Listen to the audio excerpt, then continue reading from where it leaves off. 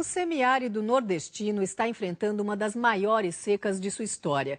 O problema não é generalizado, mas em algumas regiões chove pouco há anos. É o caso do Vale do Rio São Francisco, como mostram os repórteres Ana Dalla Pria e Tiago Capelli. O nível da grande barragem de Sobradinho é crítico.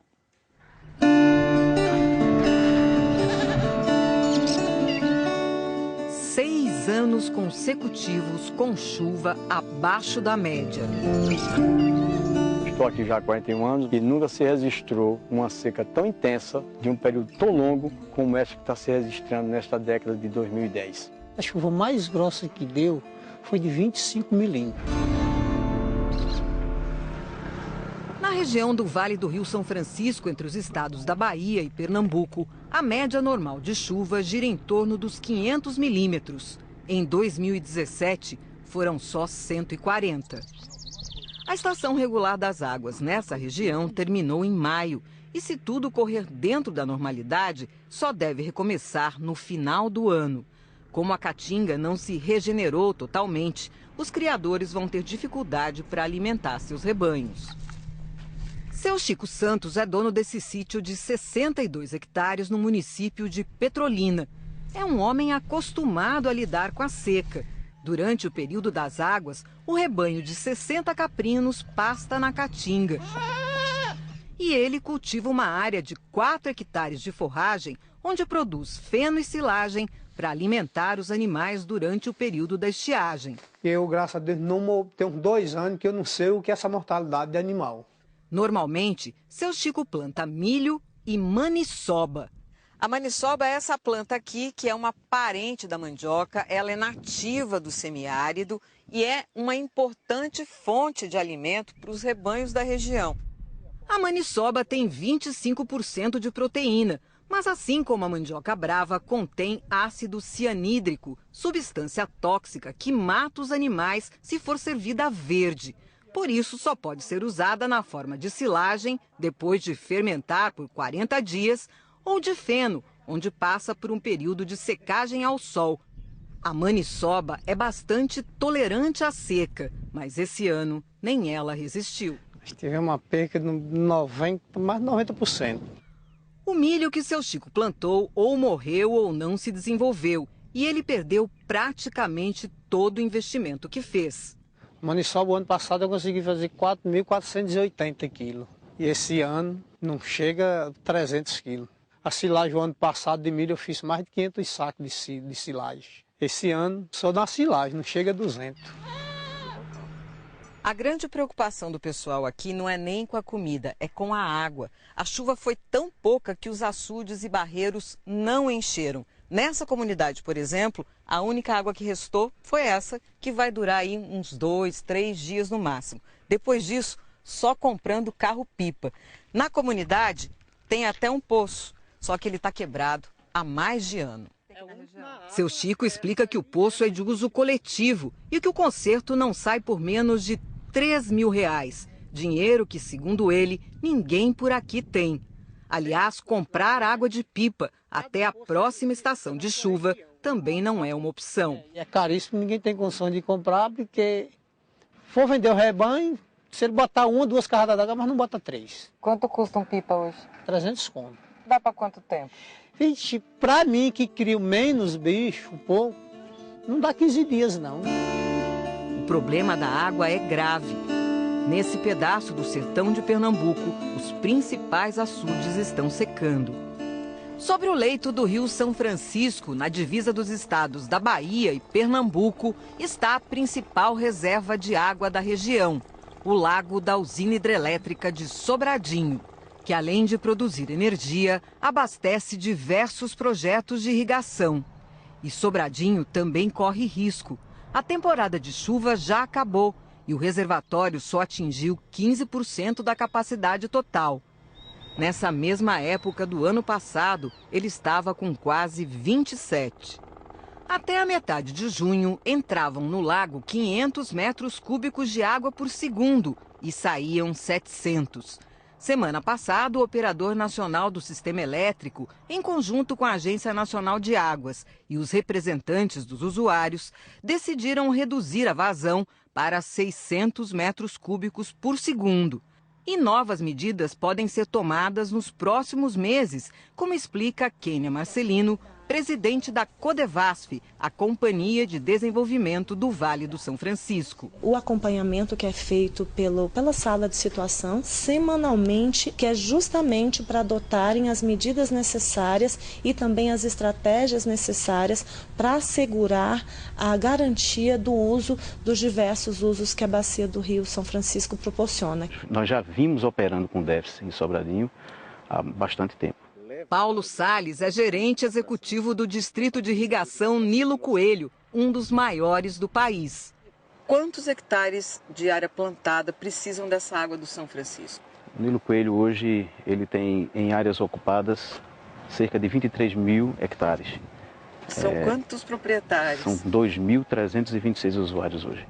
A maior parte da área está destinada à produção de frutas, especialmente manga e uva, que é a principal cultura do perímetro. Paulo explica que com tanta gente usando a mesma água, o Lago de Sobradinho pode atingir seu volume morto entre os meses de setembro e outubro.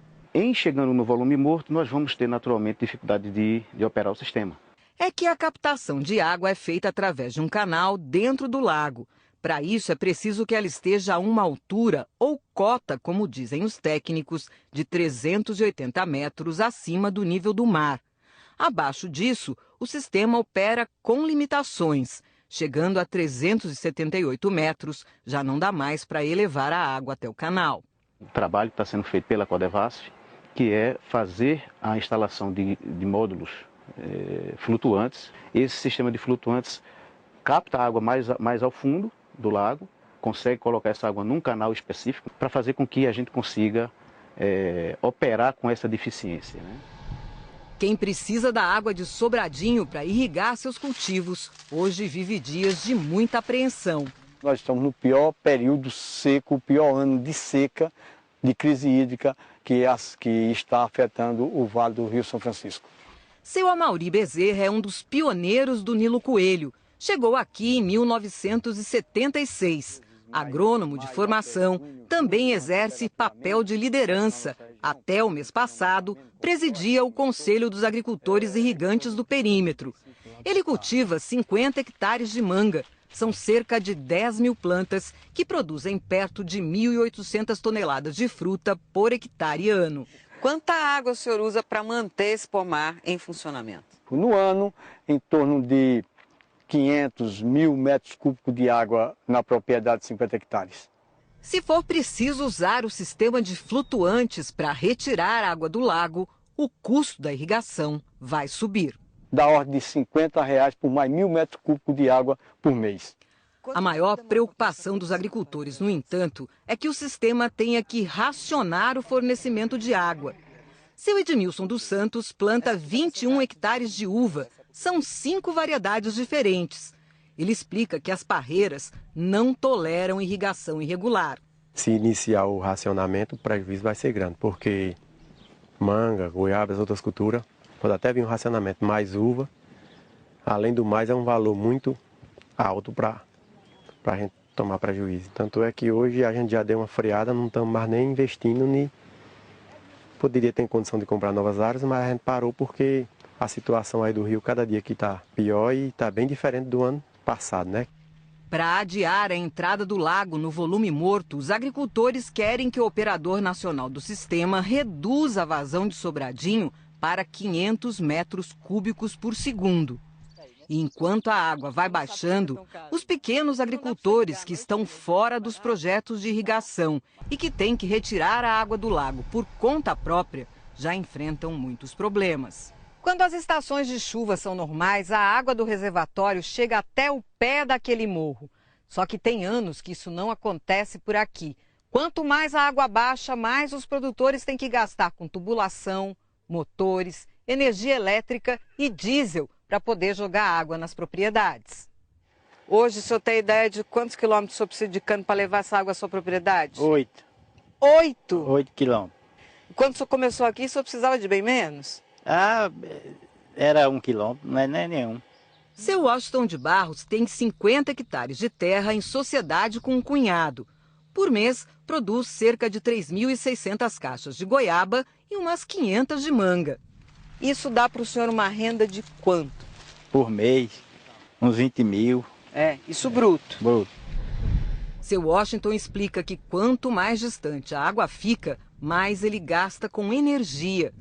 Antes da seca prolongada, precisava de um só motor para bombear a água até o pomar. Hoje já tem 2. Se o lago baixar mais um pouco, vai precisar de um terceiro. O senhor está gastando quanto de energia por mês? 8 mil. Tudo isso? Foi até 10 já.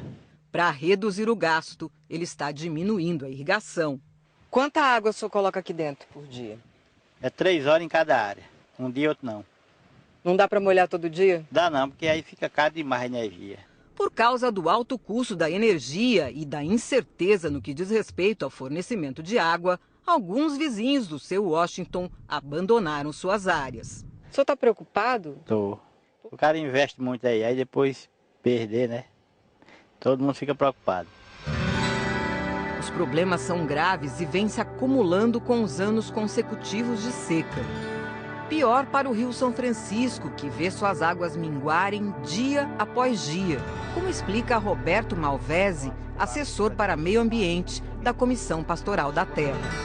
Esse livro mesmo aqui dos pesquisadores da Univasf, Flora das Caatingas do São Francisco, um livro de quase 700 páginas, com mais de 100 estudiosos, e uma das primeiras frases da introdução do livro é essa: o Rio São Francisco é um rio inexoravelmente condenado à morte, pelo olhar dos biólogos. A minha pior impressão disso tudo é que essa problemática ela não causa um impacto na classe política brasileira, em quem decide sobre isso, e não causa um impacto, inclusive, nos setores econômicos que se beneficiam do Rio São Francisco, que são os que mais ganham dinheiro com o São Francisco. O setor de energia sabe que está perdendo dinheiro, o setor de irrigação sabe que está perdendo dinheiro, mas você não tem, nem por parte desses atores econômicos, a reação à altura da problemática que a gente está vivendo. Essa semana, a ANA, a Agência Nacional de Águas, determinou que fica proibida a captação de água em Sobradinho todas as quartas-feiras para qualquer fim que não seja o abastecimento humano e de animais. Isso vale até 30 de novembro. E é bom lembrar que mais de 70% da água do Rio São Francisco vem da região do Cerrado, principalmente de Minas Gerais, onde já começou o período normal de estiagem.